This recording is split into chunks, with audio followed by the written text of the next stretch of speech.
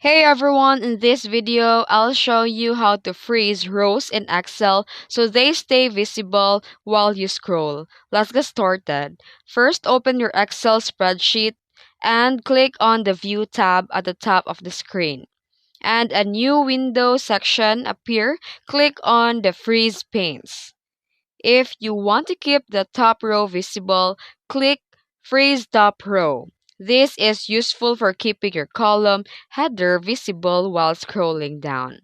And also, if you want to freeze multiple rows, select the row below the row you want to freeze.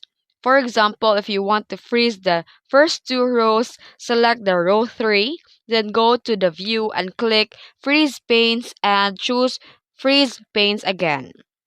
Now you scroll down, select the rows will stay fixed at the top of the sheet. And that's it. That's how you freeze rows in Excel. If this video helped you, don't forget to like and subscribe for more tutorials. Thanks for watching.